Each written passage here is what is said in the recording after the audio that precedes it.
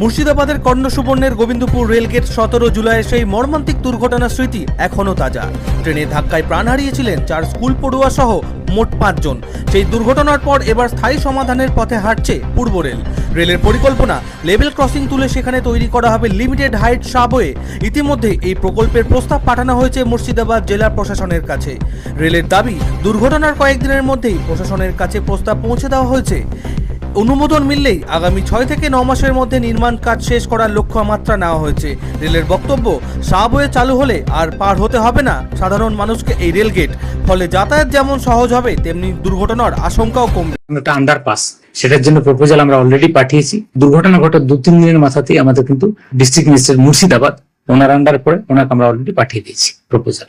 ওটা খুব তাড়াতাড়ি পেয়ে দেবো, আর তাড়াতাড়ি পেলে আমরা নেক্সট 6 মান্থ থেকে 9 মান্থের মাথায় ওখানে কমপ্লিট করে নেবো, সাবওয়ে দিয়ে যাতায়াত করতে পারবে। সুতরাং লোকজনের আর অসুবিধা হবে না ওই এলাকায়। এর আগে এই সাবওয়ে নির্মাণের জন্য জমি না পাওয়ায় অভিযোগ তুলেছিল রেল।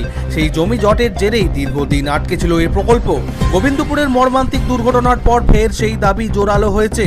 এবার নতুন সরকারের কাছে রেলের আবেদন, লেভেল ক্রসিং এর পরিবর্তে দ্রুত গড়ে তোলা হোক সাবওয়ে, যাতে ভবিষ্যতে আর কোনো পরিবারকে এমন শোকের মুখে পড়তে না হয়।